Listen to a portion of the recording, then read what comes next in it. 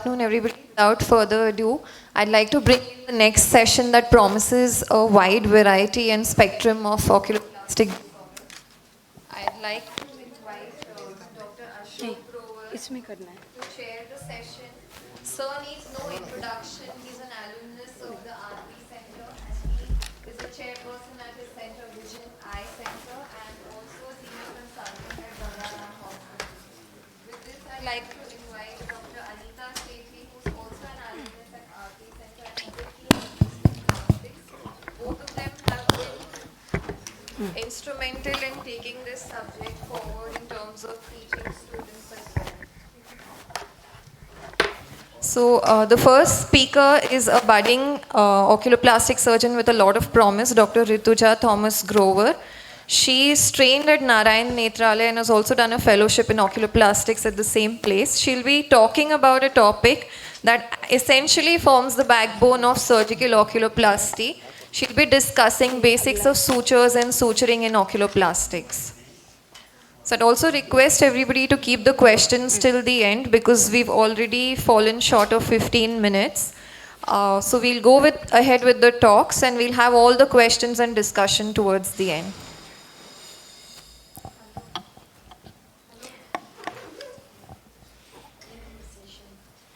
So till the slides come on, may I thank the scientific committee for having fixed these sessions on the subspecialty day, and you have some very interesting subjects lined up over the next 3 hours, starting with the very basics. And Rituja, over to you. Thank you. Thank you to Dr. Prerna also for the kind introduction. Very good afternoon to all our esteemed panel and everybody attending this session. So mine is the most basic topic of all, and it is about what sutures can be used in oculoplastics, the instruments that we use, and the principles of suturing. So the main point of suturing is to close the surgical wound so that they heal by primary intention. And these are the materials that are required for suturing. The ideal suturing material should have a good strength, be able to knot well, and not be carcinogenic. We all know the basic classification of sutures based on their source, whether they're absorbable, non-absorbable, mono and multifilament.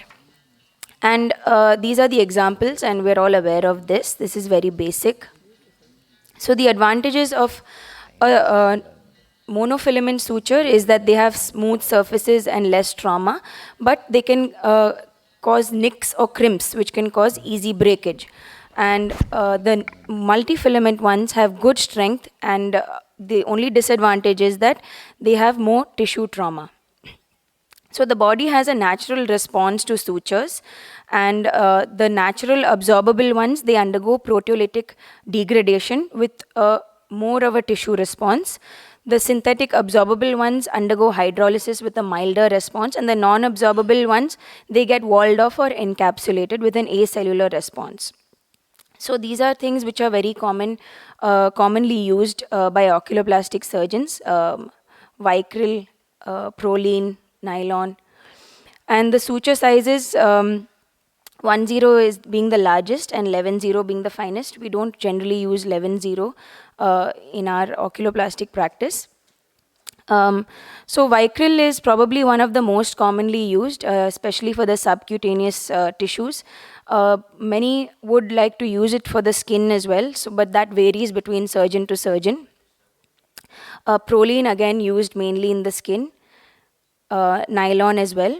And silk is used, the bigger ones are used as traction sutures, mainly rather than for closing wounds. So it's important to know how to read a suture pack. So most commonly what we read in the suture pack is the gauge of the suture, the needle, whether it is cutting, reverse cutting, and the expiry date. So coming to needles, the ideal needle should have a smaller diameter, but obviously that is based on what you need the needle for, and it should be resistant to corrosion. So these are the parts of a needle, and they are basically classified based on this, whether they are swashed or eyed. The eyed needles require sutures to be threaded through them, And we generally used curved needles in oculoplastics, and they also vary depending on the point. So the ones we generally use are the reverse cutting ones,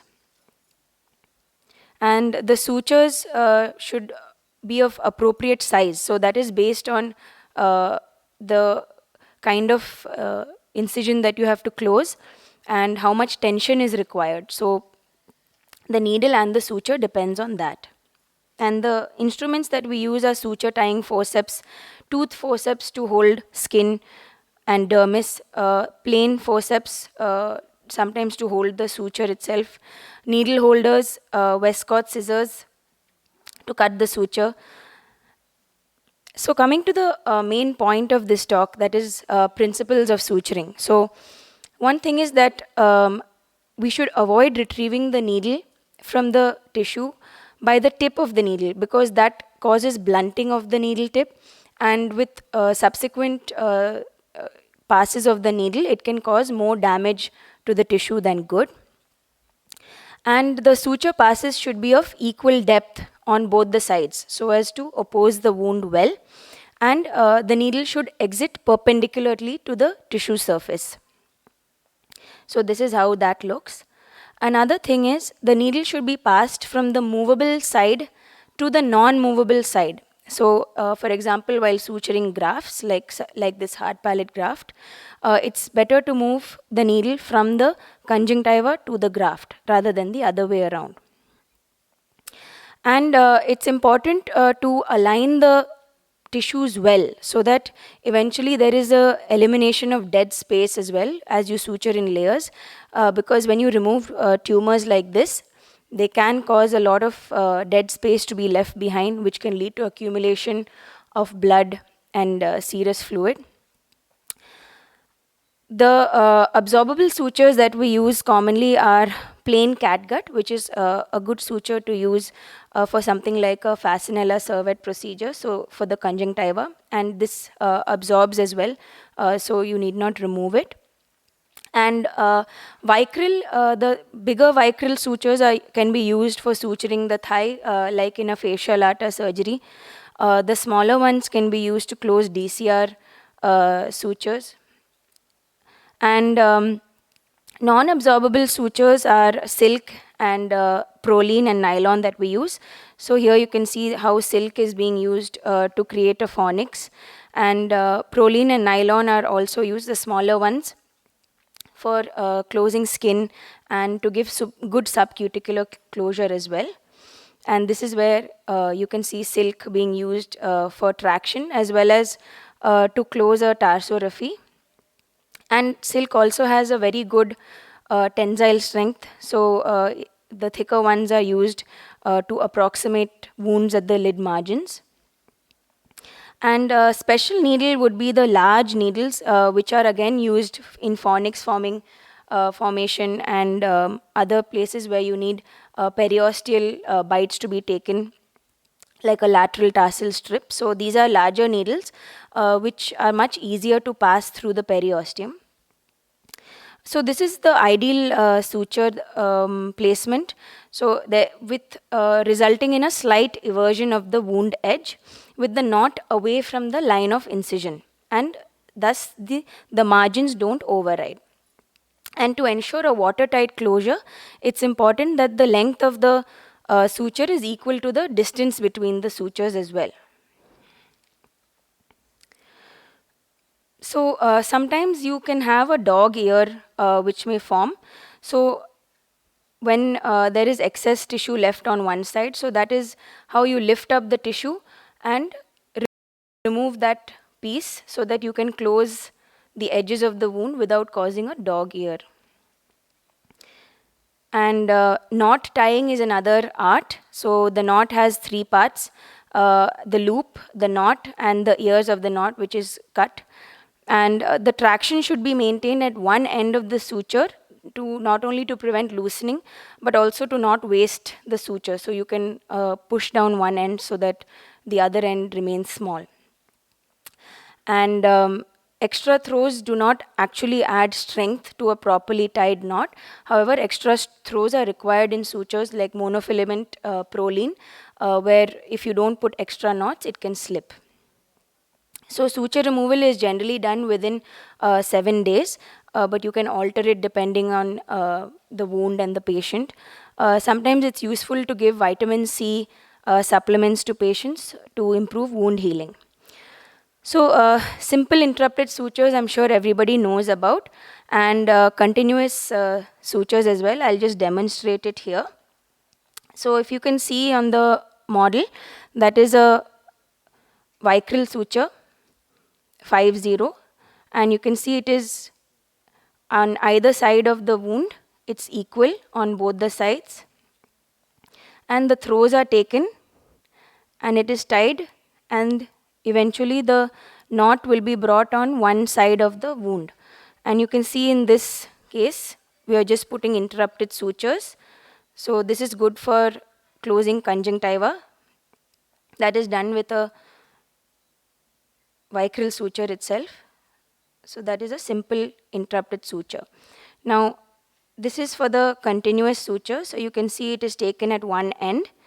It will be tied at one end, and then it is equally passed on both the sides of the incision. Without passing it through the loop, so that you get continuous non-interlocking sutures. And this is an example here of when you're closing skin, you can take continuously without passing the needle through the loop. That is a continuous suture. Now, horizontal and vertical mattress sutures, we use them sometimes to get a better strength of the wounds. So in the horizontal one, it is passed from one end to the other, and then it is horizontally passed on the same side like that, and it comes out through the other end, and this is tied down.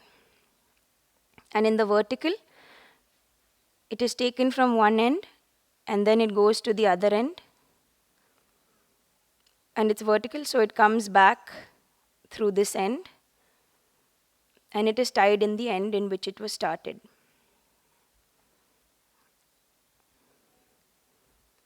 So running locked sutures, it's just like a continuous, but in this, the needle is passed through the loop as well.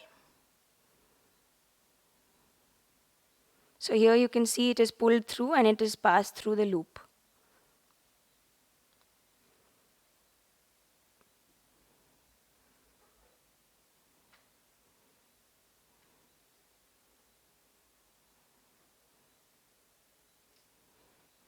Right. So subcuticular sutures are another nice and elegant suture. It is basically passed in the subcutaneous portion at the wound edges. So it's passed on either edge like that without involving the skin. And finally, when you pull the edges, it gives a nice watertight closure and an aesthetic closure as well. Buried sutures are started the other way. It starts from the inside of the suture, so that inside of the wound to prevent exposure of the knot. So it's good for conjunctival suturing. So that's the end of my talk. I think I overshot by a couple of minutes, but that was as basic as I could take it.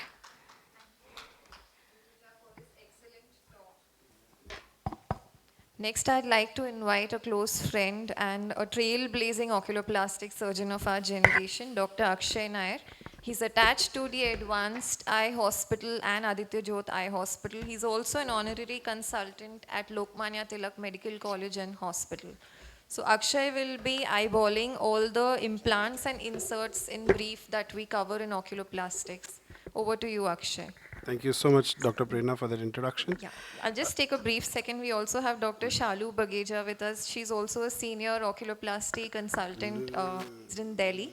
And we have Dr. Chandana Chakrabarti here from West Bengal who has interest in oculoplastics and a senior ophthalmologist with a lot of experience in the same.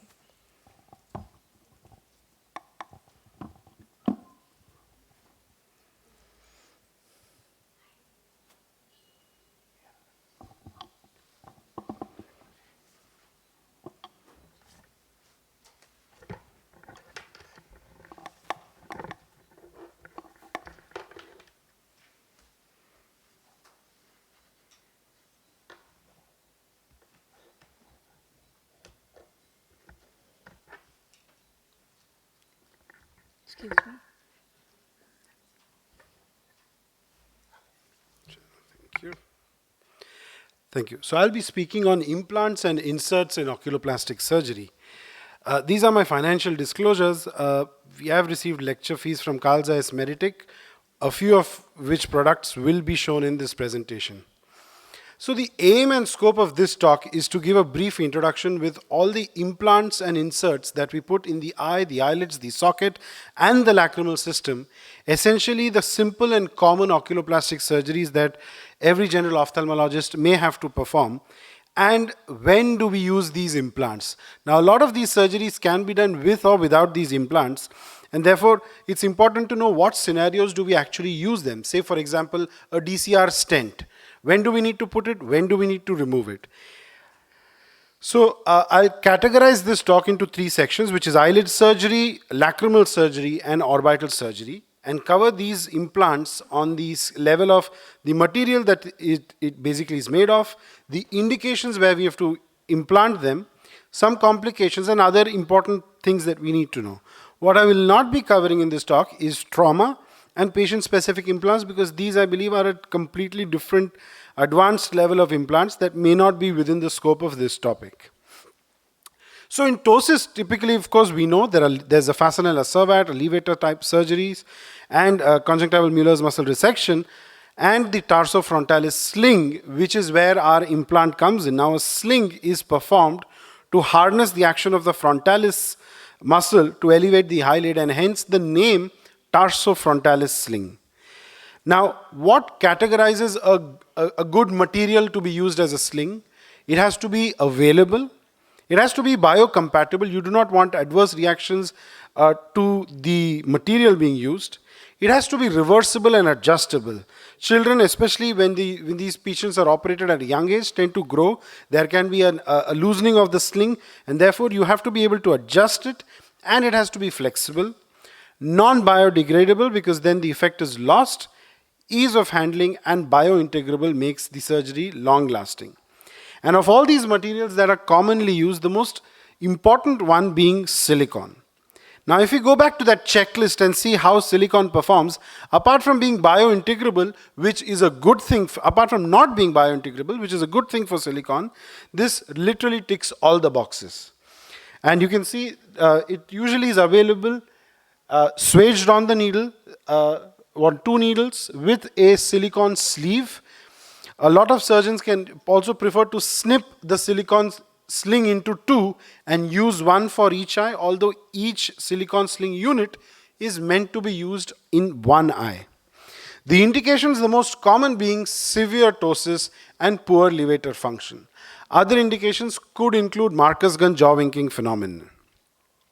Common complications that we end up encountering are a sling or a sleeve extrusion with an infection at the wound site, or epitarsal migration, wherein the sling slips up from the tarsal height, tarsus level of the tarsus, into the supratarsal space. So the next eyelid surgery that I'm going to talk about is one that is used to treat lag of thalmus. Now, whenever we see lag of thalmus, typically following Bell's palsy, we assess the patient based on the following parameters: the Bell's phenomenon, the amount of corneal exposure, and therefore the amount of corneal exposure keratopathy that the patient has. And there are different techniques to treat it. For example, a suture tarsorrhaphy, a permanent tarsorrhaphy. A lot of surgeons have even tried hyaluronic acid filler in the supratarsal space to bring the eyelid down. One of the commonest surgeries that is done is a gold weight or a platinum weight implant. Now, these are available in a set, and each of these weights can be tried in the clinic by using a cellophane tape and sticking up on the eyelid. The weight that is used in surgery is the least amount, that is the lightest weight that closes the eye completely on a spontaneous blink. So you don't want to overload the eye, at the same time you don't want to underload the eye such that the lag of thalamus persists even after. The most common, or rather the most important thing is to obtain surgical grade pure metal, which has to be pure gold or pure titanium, which unfortunately is a little difficult to procure in India. Surgically, the most important step is to create a submuscular pocket. There has to be a layer of orbicularis that covers this implant. And as you can see, the superior edge of the tarsus is exposed because that is where the implant rides. The implant should not be low at the lower edge of the tarsus. And then you can, with the holes on the implant, you can either use an absorbable or a non-absorbable. Some surgeons like to use through different eyelets of the implant. The non-absorbable suture fastens the implant. The absorbable sutures induces scarring and holds it in place. But that doesn't mean it's without complications. Implant migration, where it can go superficial, it can go deep, it can come up, extrude out, or it can descend down into the lower edge of the eyelid. Excuse me. And infection-related issues are also there. The next topic that I'm going to talk about is implants used in lacrimal surgery. Now, one way to classify these implants can be based on the location of the site that they are used, which is in the punctum or the canaliculus, or following DCR surgery for nasolacrimal duct obstruction, or in congenital nasolacrimal duct obstruction. I found this diagram which was very useful to classify implants or lacrimal implants based on the location that we place it. Now, if you see the first diagram on the top left, you can see it goes through a normal lacrimal sac and comes out through the nasolacrimal duct opening in the below the middle meatus. Now, that is done in congenital nasolacrimal duct obstruction, where a probing is done, the opening is opened out, and then a bicanalicular tube is placed. It can also be done for functioning LLDO in adults. The other one, the second one in the middle on top, you can see is a bicanalicular stent that goes through the puncta and comes out straight through the canaliculus. Now, this is typically a stent that has been placed in with the help of a pigtail probe for canalicular trauma. Similarly, the one to its left is one that is used in a monocanalicular trauma. The one below, you can see, is through a DCR ostium, which is for nasolacrimal duct obstruction, and there you see is a Jones tube for a CDCR, where it goes bypasses the sac and through the caruncle goes into the nose. Another way is to differentiate them as monocanalicular and bicanalicular stents. This is called a Monoca Crawford, now, which is a mini Monoca at one end with a hammer-shaped self-retaining dilated end which sits in the punctum. A long silicon tube which is swaged on a bodkin, a metal bodkin, which is the metal stent which we commonly see in bicanalicular tubes, and it is olive tipped. Now, this is done in congenital nasolacrimal duct obstruction, where you use the probe to open up the membranous block and then introduce the metal bodkin through the nose, retrieve the bodkin out. Finally, the tube gets, the silicon end of the tube gets, you fix it at the punctum and cut off the redundant amount of tube. So, excuse me, it passes through the lower canaliculus and then in through to the nasolacrimal duct outside. Now, this is called a Masterca, which is essentially a monocanalicular stent which is already mounted on a metal flange. So, using this as a probe, you go out through and through into the nasolacrimal duct, affix the canalicular head at the canalicle or the punctum, and retrieve the metal tube out such that it retains itself. And finally, the good old monocanalicular stent or the mini Monoca. When do you use them? When you have a patient with punctal stenosis, peripunctal lesions or tumors, canalicular traumas, and canalicular obstruction. I'll quickly run through a short video showing how this is done. This is a patient with canalicular trauma. You can see that the canalicular tear, and you identify the cut end. You will see a nice pink ring over there, and you can the mouse is not, yeah, right over here. It's a good idea to irrigate it to see if the fluid actually goes in through the nose. An important step here is that I prefer to give an oblique cut onto the mini monoca such that it has a beveled edge which allows you to easily pass it through the proximal end and also as well into the distal end. Now this is important that to use an atraumatic forceps and gentle traction on the mini monoca helps you enter the punctum, and there it is self-retaining. The rest of the surgery is fairly simple, where you introduce this into the distal end, and pericanalicular anastomosis with an absorbable suture is important. Now this is by far one of the most commonest used stents, which is a bicanalicular stent. They are available in 20, 23, 25 and 27 gauge. They can either be straight tipped or olive tipped. Indications are in a DCR where you have small flaps, where intraoperatively you diagnose canalicular stenosis or obstruction. In cases of repeat DCR, pediatric cases, or when there is prolonged surgical duration. What we commonly keep in mind is that the duration at which we remove the stent is between 3 to 6 months. However, that's not the case anymore. It is advised to remove it at 4 weeks because beyond 4 weeks the ostium doesn't heal anymore or contract anymore. You may be you're justified in keeping it longer if you're treating punctal or canalicular disorders, because the risk of a biofilm and a subsequent nidus of infection remains. Complications include prolapse, cheese wiring, granuloma and infection. Now I'll quickly run through orbital implants. Why an implant? Now say for example in a thusical eye you eviscerate the eye. Once the intraocular contents are removed, the scleral shell loses shape and volume, which is why you need to address that volume loss by placing an implant within the scleral cavity, and on top of this a conformer is placed after suturing it. Now an ideal implant therefore has to give you good volume, transmit the prosthesis of the implant to the motility from the implant to the prosthesis, give you low rates of complications, and should be economical and easily available and easy to implant. Without going into too much detail, the most common ones used in India are non-integrated, which is PMMA and silicone. Most of us prefer PMMA, and when we talk about porous or integrated implant, we call it integrated because these are blood vessels that integrate into the implant by going in through the pores. Pore size typically has to be between 150 to 400 microns. What's the ideal size? There are different formulae. You can measure the axial length of the other eye and subtract 2 millimeters, which will give you the implant diameter.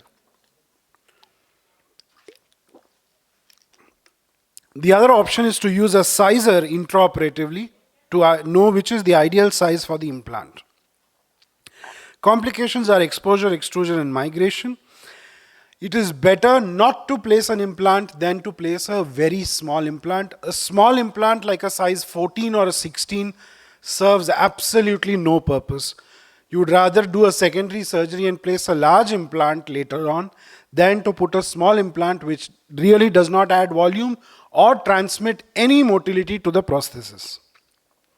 If you're operating for, say, a retinoblastoma and are unsure if the child may require radiation or not, put in a non-biointegrable or a non-porous implant such that radiation doesn't cause any complications. And always, regardless of whether you put in an implant or not, please put in a conformer at the end of an evisceration or an enucleation surgery. So implants and inserts in oculoplasty are used based on the clinical assessment and the indication during the surgery. The material, the cost and complications are all the factors that help us decide which implant needs to be used or which does not need to be used. At the end of the day, these are all aids and means to help improve our surgical outcomes and the quality of lives of our patients. Thank you. Thank you, Akshay. That was a wonderful coverage of a vast subject, Gagar Mein Sagar. So, with regard to the implants, you covered them very well and you covered their properties very well. The gold weight implants, what I did want to say was that your simple gold smith will save a lot of money for you. So you should use the 999 gold that is in the coffers. When you go home, open the lockers, you'll find some bricks. So, take out So you're talking about your locker, not my locker. so those 999 bricks are used for this purpose, and you can easily get it made into the right shape. You have to just gift one to the goldsmith, and he'll make a precise one with holes and costing only a couple of thousand rupees. And you can get a very good result with them. I've been doing it for years and years now, and they would save a lot of money for you. That's what I wanted to convey to the audience. Thank you, Akshay, and thank you, Dr. Grover. So I apologize because we've received, I think, 2 sets of programs. I didn't introduce one of our chairpersons properly. That's Dr. Urmil Chawla. She's a professor at PGI Rohtak, and she's also an editor of the North Zone Journal of Ophthalmology. She publishes and teaches very actively. So welcome, Dr. Urmil Chawla as well. So next speaker is Dr. Adit Gupta. He's an oculoplastic surgeon trained at LV Prasad Eye Institute and at UCLA. He'll be speaking about fillers in oculoplasty. I'd request you to keep it within 10 minutes. The next. It's an order. So, And Prerna says that it is an order. good afternoon, everyone. It is a pleasure to be speaking in front of such an august audience and gathering here at the AIOS, especially after 2 years of being on the web all the time. So my talk is about fillers in ophthalmology. And as a country, India has been very conservative, but we are slowly emerging out of our shadows. And this review by ISAPS show that India is now the 5th leading cosmetic industry in the world, which is why the importance of fillers and learning fillers becomes important to us as ophthalmologists. I will run through the next few slides to explain how fillers can have a role in ophthalmology, both in cosmetic as well as non-cosmetic ways. Now, what are fillers? Just for a general overview, we as ophthalmologists are very adept to using viscoelastic substances during our surgeries. We know that they are inert, they are safe. And they're nothing but hyaluronic acid gels, which have been cross-linked in a particular way. The facial fillers that we use are again hyaluronic acid molecules, which are the most commonly used ones. There are other ones as well, but most commonly 95% of the people use hyaluronic acid gels, are similar to viscoelastic substances, except that the chemical properties and the cross-linking varies. Now let us run through certain scenarios, beginning from cosmetic indications of fillers to non-cosmetic as well. Now this young lady visits an ophthalmologist, gets a LASIK done, and voila, as soon as her glasses are off, she starts noticing the dark circles and the hollowing beneath her eyes.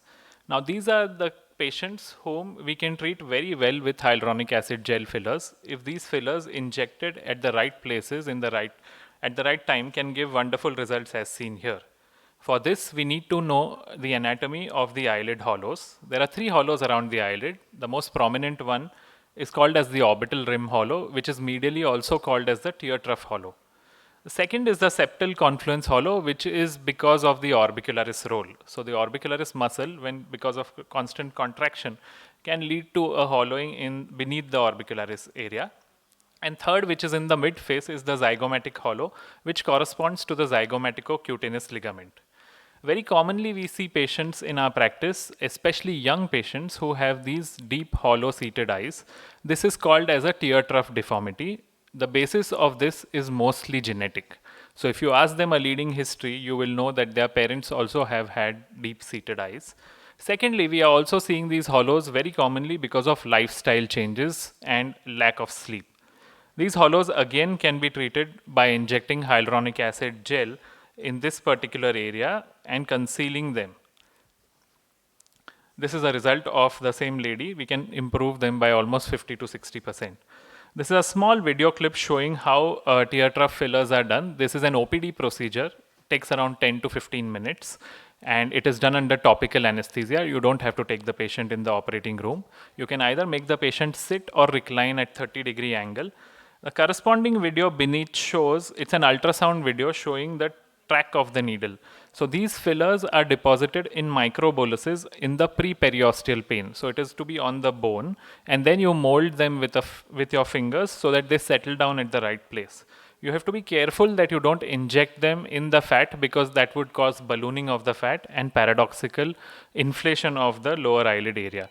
So this is relatively painless because the filler injection, most of them contain pre-mixed lidocaine as well. So the first prick is the one that is mostly felt by the patient, after which the lidocaine effect starts coming in. Both the eyes are done at the same time. Now, these are some more results of tear trough fillers. You can even do it for scars. Now, we all see eyelid puffiness and eyelid bags also. This is also increasing in prevalence. There are three types: fat, fluid, and festoons. That is combination of fluid and muscular degeneration. Although blepharoplasty has been the gold standard treatment for these patients, especially for severe cases, nowadays we can conceal mild fat prolapse by injecting fillers again in the hollow area and trying to conceal the prolapse. It's a concept of hills and valleys, where you fill the valley and raise it up to the hill. Fillers also add benefit when we are combining them with certain surgeries. Now, this young lady underwent an upper eyelid blepharoplasty. She was very happy with the results, but then she started noticing the hollowness in the lower eyelid. So you can offer it as a combination treatment along with a blepharoplasty. When you perform a blepharoplasty in the upper eyelid, you can do a filler injection and get a good result. As we age, the eyebrow tissue and the skeleton of the eyebrow region starts resorbing, which is why the support of the eyebrow is lost, because of which the eyebrow tissue also starts descending, which leads to descent of the eyebrow and deflation of the eyebrow fat pad.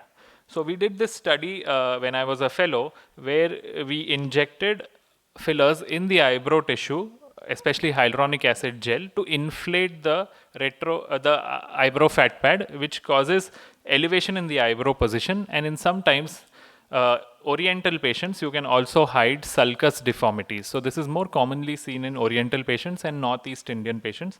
You can use fillers very well to conceal these deformities.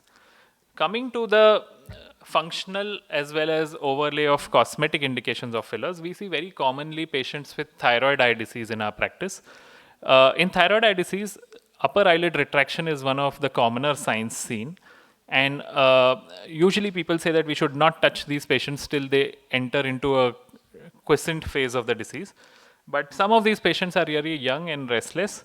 And if you want to offer a temporary improvement, especially when they have unilateral eyelid retraction, it looks cosmetically really bad. And sometimes it can also cause exposure. So you can inject hyaluronic acid gel in the levator plane to stretch the levator, because there is a hypothesis that eyelid retraction is because of the fibrosis of the levator muscle. So in this, you have to be a little careful. You can either do it transdermally or transconjunctivally, as seen in the video. You inject slowly, bolus by bolus, and then slowly, gently massage that area to spread the filler all around. You should try not to be in the pretarsal or the pretarsal area, because that is going to leave lumpiness in that area post-procedure, and you might have to go ahead and dissolve it. So you see, I am putting the needle within the orbit in the levator plane. Medially, you have to be a little careful because there is a lot of vascularity there. So you have to go very slowly and do microbolus injection. You can see the plane of injection is in the levator muscle. Now, this same procedure can be done transconjunctivally as well, which is convenient for ophthalmologists. You just evert the eyelid with a bud or a Demar's retractor and inject above the height of the tarsus in the subconjunctival space. This also leads to stretching of the levator. Depending on the retraction, you can inject anywhere between 0.5 to 0.8 cc of filler injections. Lag ophthalmos, because of post-surgical paralytic causes or because of Bell's palsy, again is a concern where we have usually managed these cases either with surgery or loading the eyelid with gold weights, as Dr. Akshay showed. Some patients might not want to undergo surgery after all these traumas. In these patients also, you can load the eyelid with a filler injection. This lady had a cicatricial as well as a paralytic component of the lag ophthalmos on the right side, because of which her ocular surface was inflamed. She had undergone a tumor excision along with maxillectomy and reconstruction of the orbit with temporalis fascia. The options were more surgery, which would obviously cause more paralysis, because anytime you're cutting, you're injuring some of the nerves. to do a tarsorrhaphy, but her eyelids were very tight, and it would be cosmetically, again, you have to close the eyelids, and a gold weight. In such cases, you can offer the option of filler injections. It's very simple OPD procedure done within 10 minutes. And the plane of injection is almost the same as in the previous case. You do it in the, you try to stretch the levator. And in this case, you can also inject in the pretarsal plane, because the idea of this injection is not only for cosmesis, but mainly to load the eyelid with weight. So the filler hydrates and amount of weight is placed on the eyelid, and you can see that immediate improvement in the position of the upper eyelid, and later on the patient feels more comfortable because the blink is slightly better than before and the lag of ophthalmos has reduced. Fillers or hyaluronic acid gels are also known to cause biomodulation. So they have natural properties where they help in scar improvement.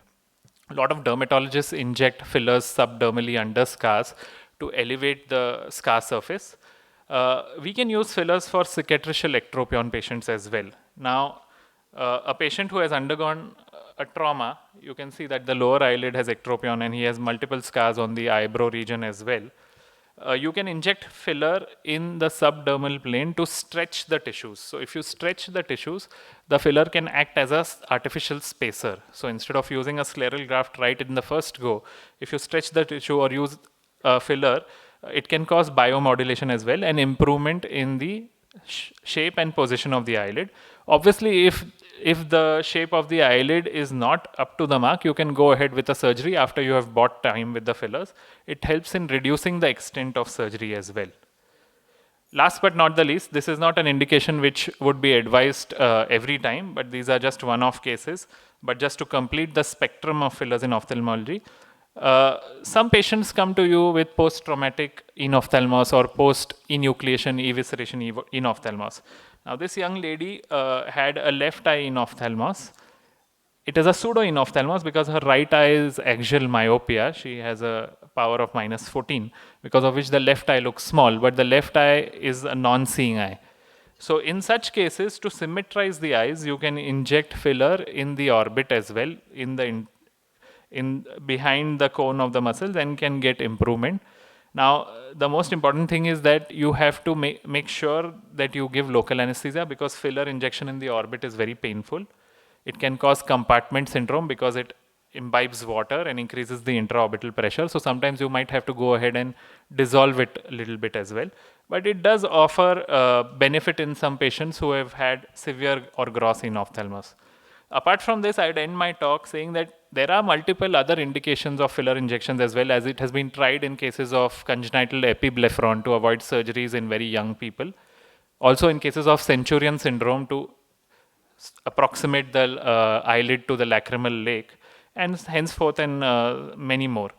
But it is time that we start introducing these as an alternative to surgery in some of the case scenarios that we see routinely in our practice, and it's very easy to do, and the biggest advantage is that they are all reversible. So the enzyme that we use for spread of anesthesia, Hylase, can be injected and the filler gets dissolved within minutes. So it's reversible, so that's how the patients also sort of get ready to get it done over surgery in some scenarios. Thank you.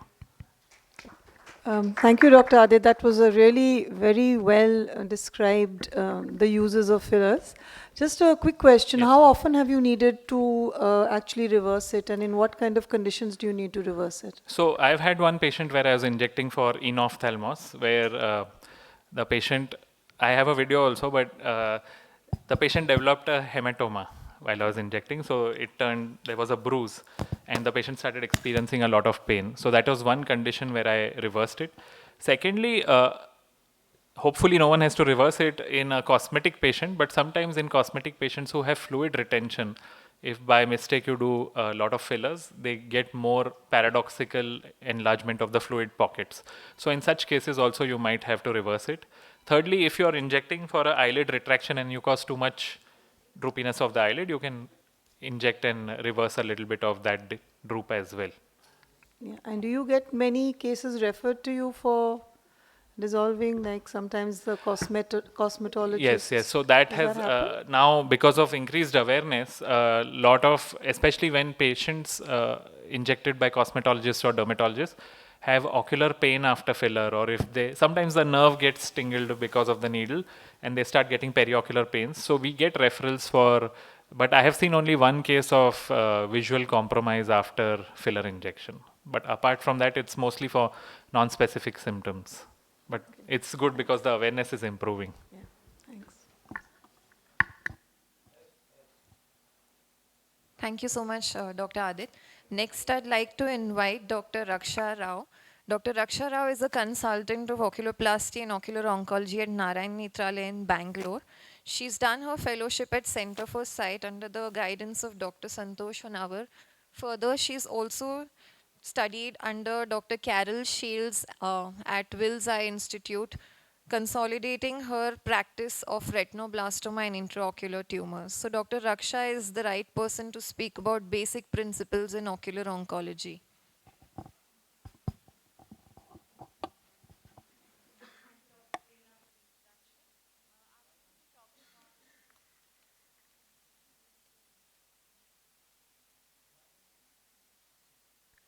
Thank you, Dr. Prerna, for the introduction. I'll be talking on principles of ocular oncology. Now, ocular oncology is a very broad subject that covers conjunctiva, eyelid, orbit, and the intraocular tumors. So I'll be dividing this talk into 4 categories. So the principles in ocular oncology is always based on the goals, what you want to achieve.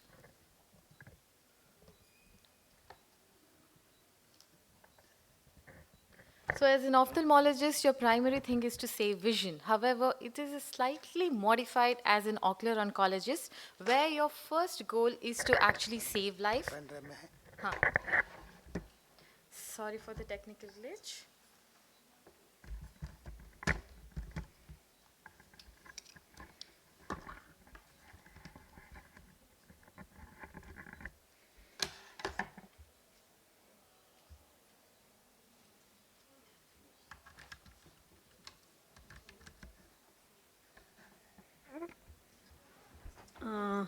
Hello, Doctor. I have a question to Dr. Adit. Dr. Adit is here or left? When during reversal, what is your experience? Reversal is a very simple thing of your filler. Yes, it is actually very simple. It is easier than injecting fillers. So usually if you're doing for the under eye area, the hyaluronic acid units that we need is less than 10 units. So you just inject and massage that area and the filler gets dissolved. There are some fillers which need 2-3 sessions, especially the thicker ones with higher G prime index like Voluma by Allergan, which requires sometimes multiple sessions for reversal, but most of the fillers get dissolved very easily. You said one case you had hematoma, no? Yes. So in that case, you removed the hematoma, no? No, I didn't have to remove the hematoma. There was a bruise, so I must have accidentally pricked a vessel. So there was a bruise, there was pain. That's why I dissolved the filler, so at least the pressure increased because of the filler component had gone. And then the pain settled down in 1 or 2 hours. But luckily I didn't have to open up the what will be your fast follow-up when you I saw the patient the next day as well. So I kept the patient under supervision for 1 hour till the pain subsided, and then the next day I saw the patient. Thank you. Yeah, so as an ocular oncologist, your primary goal is always to preserve life, and the secondary and the tertiary goals is preservation of eye and vision, which of course if you're able to preserve, it's always a bonus. So starting with the conjunctival tumors, the first and the primary thing in conjunctival tumors is to determine the extent, because the conjunctival tumor not only involves the epithelium of the conjunctiva, it can you have to determine the entire extent of the epithelial involvement. It can extend into the stroma, into the corneal epithelium, into the corneal stroma, into the orbit, and also it can spread to the lymph nodes. So determination of this kind of spread is always important. So when you're looking at a conjunctival tumor, the primary thing is to determine whether it is benign or malignant, whether there is any need for surgery, what is the likely histopathological diagnosis, and whether any adjuvant therapy is necessary. So for any benign tumor, unless the patient is absolutely not willing, you can do an excision biopsy with a 2 millimeter margin and do a primary closure. For a malignant tumor, it's always important that you determine the extent of the lesion pre-operatively, because a conjunctival tumor can look completely different on slit lamp examination and intraoperatively under a microscope. So having this kind of a diagram in the operation theater is very important. So for a malignant tumor, especially in OSSN, a no-touch technique is followed, where the entire conjunctival tumor is resected, and then the corneal component is resected. The resected conjunctival edge is treated with adjuvant therapy of double freeze-thaw cryotherapy, and also you can also give some amount of cryotherapy to the base of the tumor, which is generally located at the limbus. And then the construction of the surface can be done either using flaps or grafts, and grafts most commonly used is the amniotic membrane graft. Once you submit the resected tumor for histopathology, you must always ask for whether there was any margin or base positivity, because if there is margin positivity, generally you need to treat adjuvantly with interferon or mitomycin therapy, and if there is a base positivity, you generally need to treat with a plaque brachytherapy to minimize the chances of recurrence.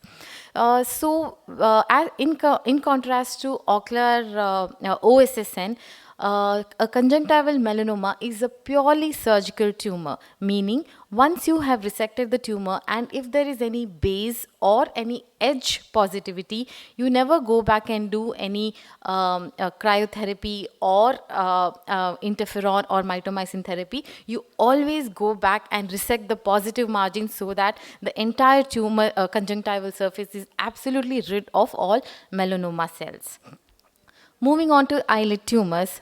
In eyelid tumors, always expect the unexpected, because what can look like an ugly mass like this, which is lobulated and quite, vertically and horizontally quite extensive, can be benign, as you see in this case, which is an eyelid papilloma. And what can look like a flat lesion with some amount of ulceration is actually a malignant tumor, and this is basal cell carcinoma. As you can see, there is absolute loss of eyelid margins, there is madarosis, and there is multiple points of ulceration. So when it comes to an eyelid tumor, one thing during surgery you need to keep in mind is you need to have a 4 millimeter margin not only on the skin surface but also on the conjunctival surface. This holds true even if you're doing a pentagon excision or whether you're doing a cutler beard technique for which you require a rectangular excision. So once the excision part is done, you have to send the sample for frozen section to determine that the margins are actually negative, and only after that you can do a primary eyelid reconstruction. Now when it comes to sebaceous carcinoma of the eyelid, the technique is slightly different. The treatment of sebaceous carcinoma is generally done as a two-step technique. The step one is determining the extent of the disease. The reason for this is the sebaceous carcinoma is very notorious for pagetoid spread in the conjunctiva. So some unseen tumor may be present in the conjunctiva from the eyelid. So always do a conjunctival map biopsy at around 16 to 18 points to determine if there is conjunctival extension or not. And then the step two, after determining the extent of the lesion, is to do a definitive therapy, and this is using excision biopsy and frozen section margin control. Moving on to the orbital tumors, one must remember that greater than 50% of the orbital tumors are malignant. Hence, almost all tumors actually require treatment, not only for the reason that it could be malignant, but also these tumors usually cause proptosis and disfigurement, and hence for cosmetic reason as well. So for orbital tumors, like I said, almost all tumors need surgery. The choice of surgery and approach to the orbit depends on 5 important factors. What is the goal of the surgery? Whether you want to completely remove the tumor or only small part of the tumor. What could be the probable clinical diagnosis? Where exactly is the tumor located, the tumor size and extent, and what is its relation to the neighboring orbital structure, especially the optic nerve. So the stepwise approach for orbital tumors is to first determine what clinically what it could be. And this is based on clinical history, clinical examination, and imaging that could be CT or an MRI. Then is to do a surgery. The surgery can be an incision biopsy, an excision biopsy, debulking or exenteration, and then determine histopathologically what the tumor is, and if needed, to give further specific treatment. The choice of surgery is incision biopsy when the probable clinical diagnosis is that it could be a malignant orbital tumor. So your goal here is to take just a small part of the tumor, determine what tumor it is, and then give a specific treatment. For example, in this patient who came with bilateral proptosis and some amount of palpable mass on the surface, I did an orbital imaging, and you see that both orbits are studded with small tumors. So the probable diagnosis was metastasis or lymphoma, which has a presentation like this. So all I did was an incision biopsy where I took just a small piece of the tumor, subjected it to the histopathology, turned out the patient had orbital lymphoma, and the patient underwent specific treatment with chemotherapy and orbital radiotherapy.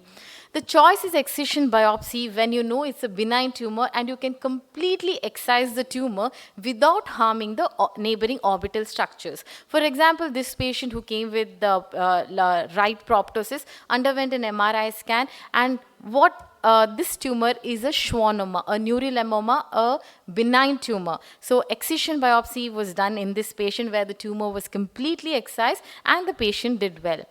Debulking is the choice of surgery when it is a benign tumor, but you cannot completely excise the tumor without damaging the neighboring orbital structure. So you take out as much of the tumor as possible and leave the rest. So this is a patient with right eye proptosis who had on MRI a fluid level which is diagnostic of lymphangioma.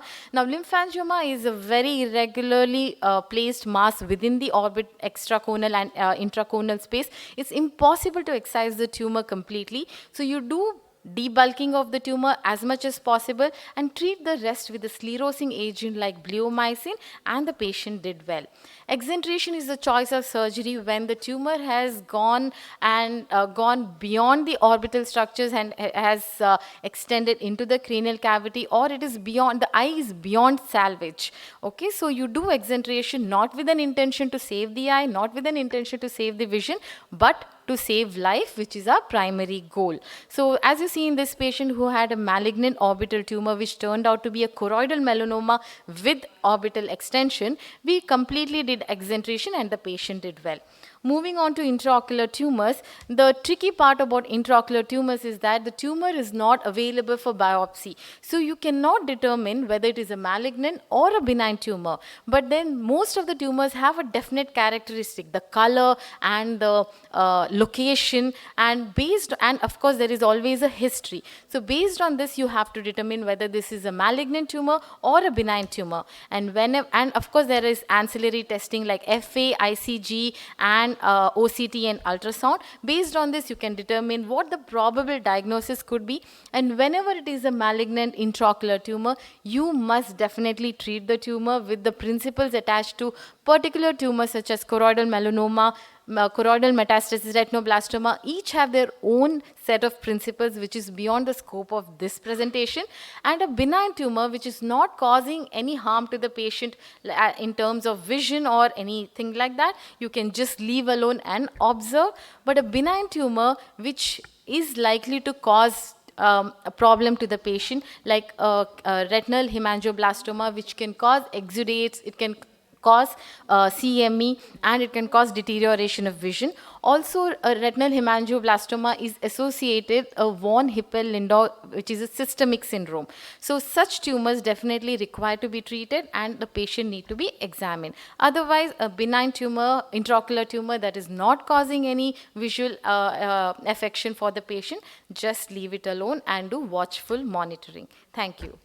Thank you, Dr. Aksha, for a wonderful talk. And as you said, oculoplasty surgeons should be prepared for surprises. Absolutely, They ma'am. should hope for the best and be prepared for the worst. One thing I would True. like to ask you, Yes, ma'am. since you are practicing in NN, obviously you've talked of the most ideal things that should be done.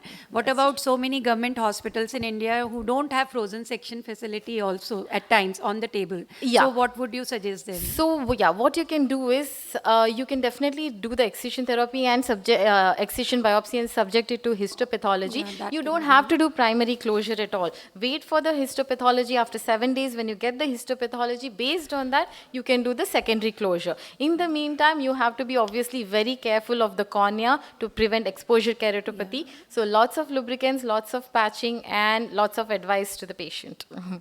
Thank you so much. Thank you so Since much. we are running short of time. Thank you, we'll Dr. Thank you, wind Dr. up, and it Raksha. has been an honor to share. So we have a last case presentation by Dr. Sumit Lahani. He's an oculoplasty consultant associated with Sir J.J. Group of Hospitals. Sumit will be discussing about an orbital case, and maybe after that we may have 5 minutes for discussing any of the leftover topics that are there, and then we'll move on to the next subspecialty course. Dr. Prerna, we were threatened by two young gentlemen. So we'll. Yes, We have threatened them as well. Yeah. So before we get a Bollywood style, marpeat, we'll probably have to wind Ma'am, up. we should be. So, good afternoon, everyone.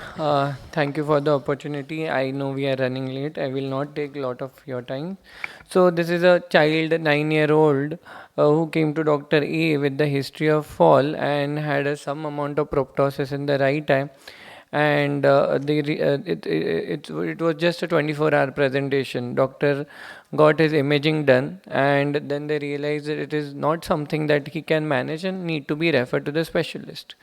Then he went to Dr. B, and on examination there was a grade 1 RAPD, 660 vision in the right eye, and he thought it's a hematoma and let's drain it, and it was drained. And on table this reversal of the proptosis was noted. Doctor, patient both were happy. After 7 days, patient came back with the similar amount of proptosis. Dr. B got confused and thought, how come so much of blood and everything is again, and what is the lesion that is recurring so fast? So Dr. B referred the patient to Dr. C, and then the incision biopsy was done. Incision biopsy turned out to be nothing but alveolar rhabdomyosarcoma. So, and then later on this chemotherapy, radiation, everything was given. Child was doing well for a certain time. This is an old case when the child was doing well. Later on the recurrence and everything happened. And child also developed a metastasis later post every treatment and could not survive. But this was a case which tells us that whenever this kind of a thing happens, or you see a case which could appear as just a subperiosteal hematoma or the trauma, you need to evaluate properly, as it has been given in literature that RMS can mask orbital trauma, and sometimes it appears almost the same, and patient doesn't come with the proptosis of RMS. Now the problem is CT scan finding. If you see of both the cases of RMS and subperiosteal hematoma, they are almost same. So it's very easy to get confused when you have such case scenarios. Only thing, you can be very careful and try and see the shape of the lesions. Subperiosteal hematoma will try to maintain the convexity of the lower edge. RMS will try to take the shape of the eyeball and then start pushing the eyeball. MRI, again, not much of a difference except if the injury is fresh. So very important is do the history evaluation, like see the old pictures of the patient. And if in the first case the blood which was drained out, even if that would have been sent to the pathology, some diagnosis could have been made in the first sitting. And of course, children with the proptosis, you always keep a high index of suspicion. Double imaging modality like CT hua, then why should I do MRI? Don't keep all this in mind. And if you think that you are not sure about the diagnosis, the extra imaging can be done. And when in doubt, and whatever lesion has been taken out from the specially orbit, it has to be sent for biopsy, even if you are very sure about the clinical diagnosis. I thank you, everyone.